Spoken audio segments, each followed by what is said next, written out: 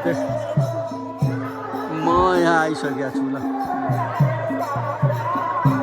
पूजामा पूजामा आएको छु पूजामा आएको छु चल आइए न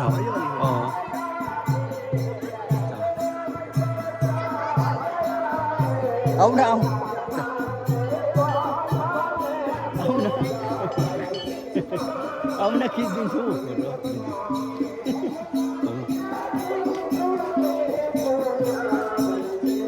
ल ल ल ल आऊ नाति आइसक्यो नाति नातिलाई यहाँ हेरौँ अलि नाति हो नाति हो ल जाऊ ल ल ल ल आइसक्यो ल देखाएँ नि नाति आइसक्यो ए काकी नमस्कार नमस्कार नाति आइसक्यो मसँगै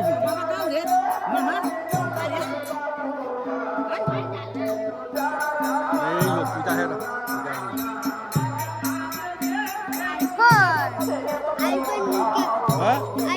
आइफोन हो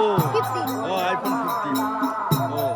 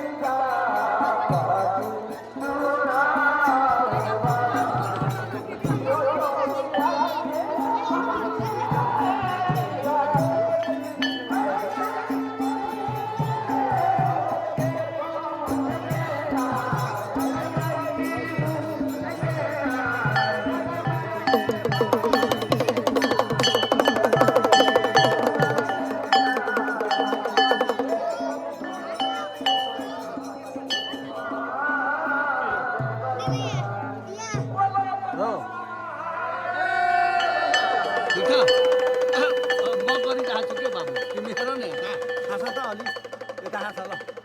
ठिक छ ल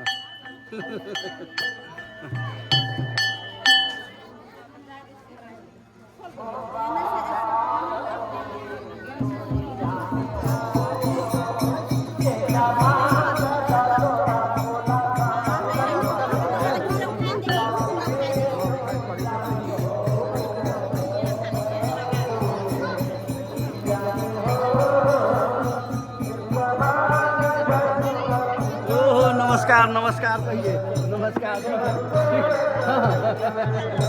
अरे उदाई साहब आउनुभएछ खोइ उता छ त्यहाँ बसिरहेको छ उदाई साहब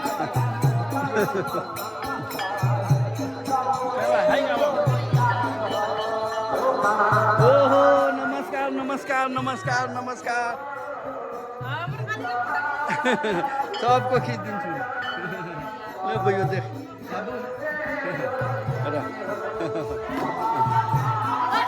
कहाँ न हाल खबर के ना हो सालो बाबू खै बिहान ए ल ल ल तब भेट्नु बिहान उनका राख्छु ठिक छ बाबू अस्ति गएको थियो बाबू कहाँमा ल कखनी आले भयो तुम सबेरे ए कालु ए ल ल ठिक ल ल ल ठिक छ ल ल ल अब यताको गर्छु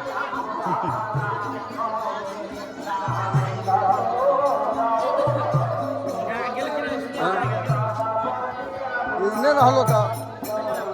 इजन किन बैठो छ बुझ्न बहुत देखा नहुने फोटो खिचेपछि त्यहाँ गा तोडो खिच्दियो त्यहाँ मुस्कुरावा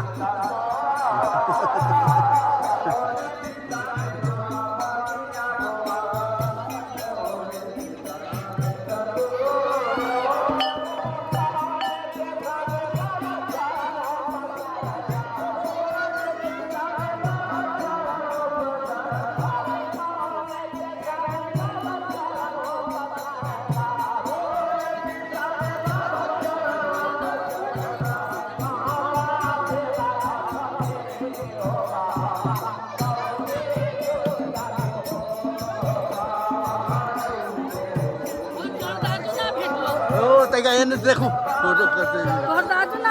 न न न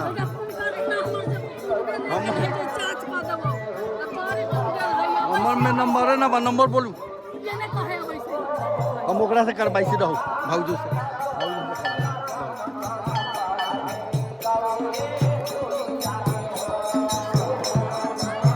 तो लाल बाबू दाई को फोन नंबर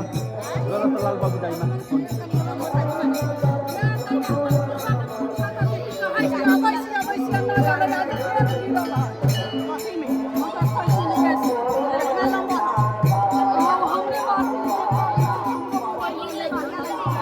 यता हेर तोरा खोजै छ रोशन के डैडी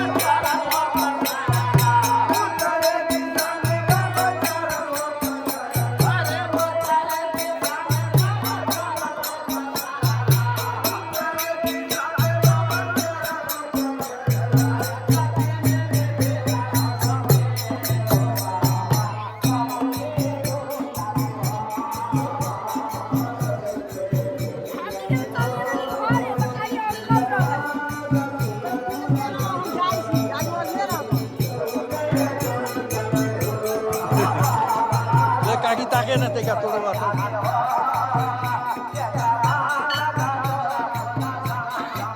मुस्कुरा न तेका हँस्न अब पोता के बिहा भइदियो त कथी अब ल ठीक हो हेलो मौसी का भी नमस्कार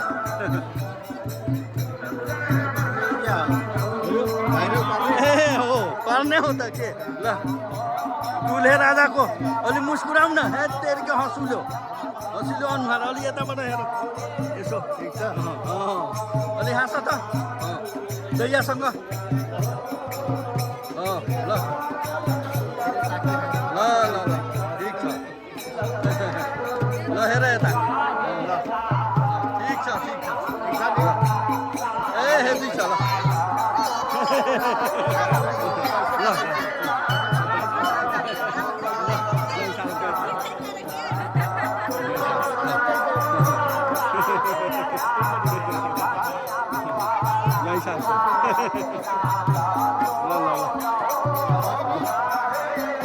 आयो आयो ज्वाइँ सबको मान आइसक्यो त के हो लक्ष्मण ल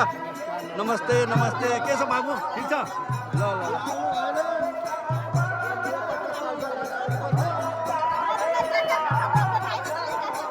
ये भैया देखे न ते क्या तोड़ो तो भाई भैया के ये भैया देखे न ते क्या तोड़ो कर देशो तोड़ो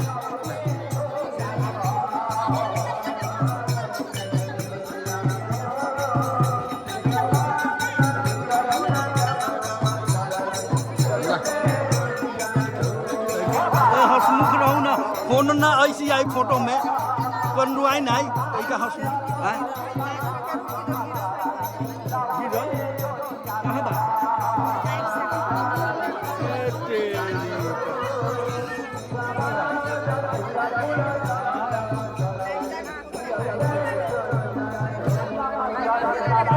शंकर जी के तो मुँह तो बाल देखे ना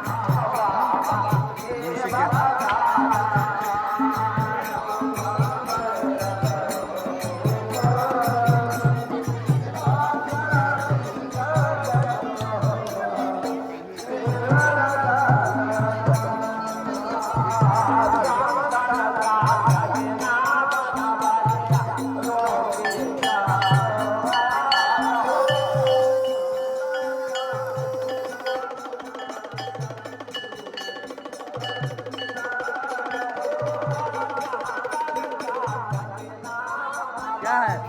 ठीक है थोड़ा मुस्कुराइए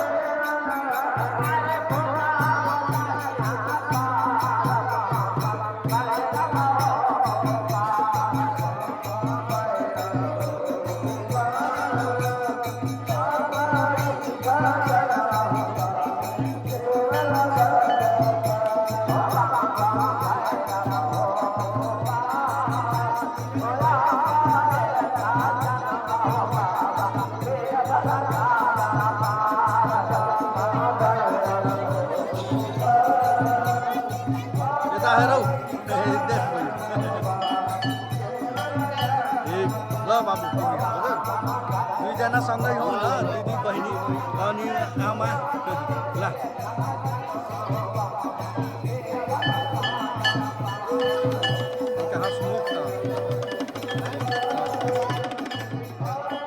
एकजना दिदी बहिनी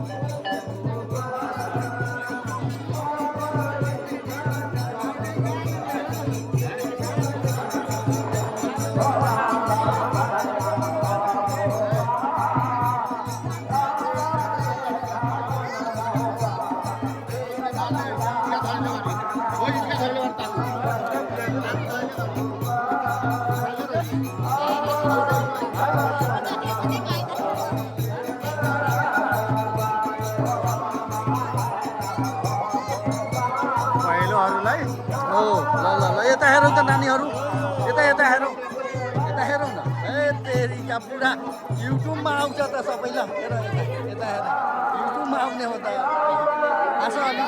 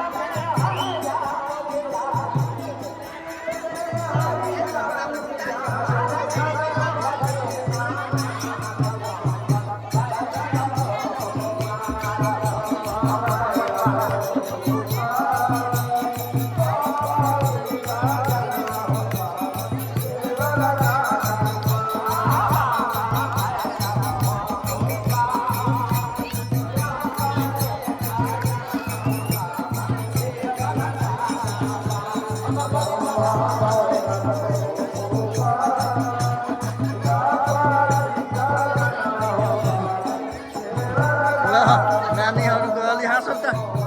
तेरिका अलि बत्ती पुगेन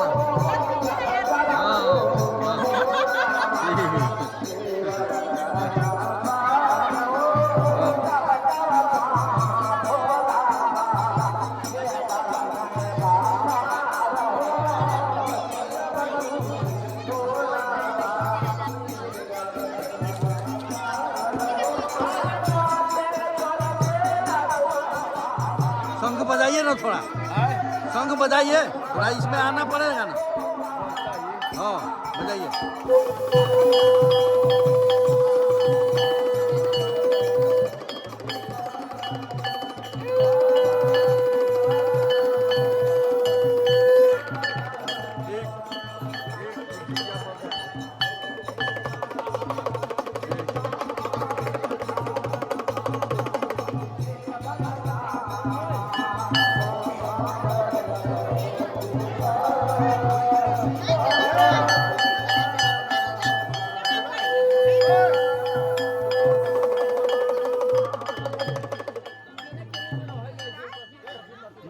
खुशी है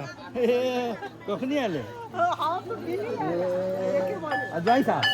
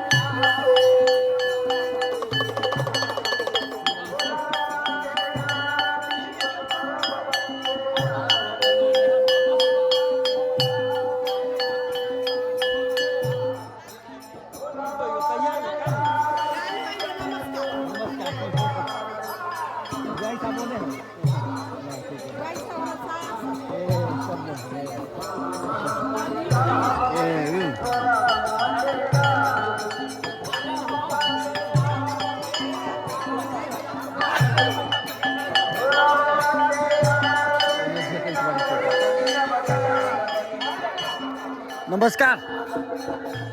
नमस्ते ये सासू आमा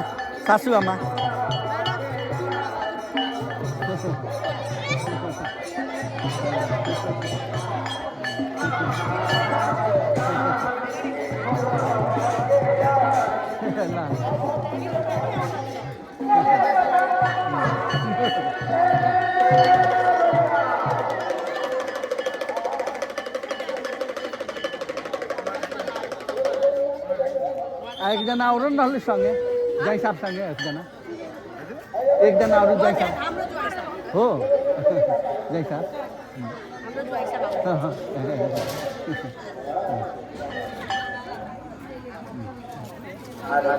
ल अलि उहाँको नि खिचिदिउँ हाम्रो यता हेर्नुहोस् हजुरको पनि ल ले बयो त्यही तुम हेलो नमस्ते ल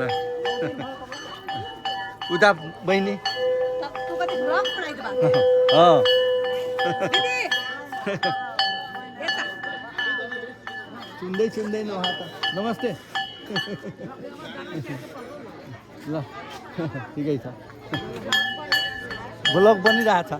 पुरै अब पूजाकै बनिरहेछ हजुर नि हेर्नु हजुरहरूको नि बन्छ ल तू देखा हो तू तर तकतं ना मला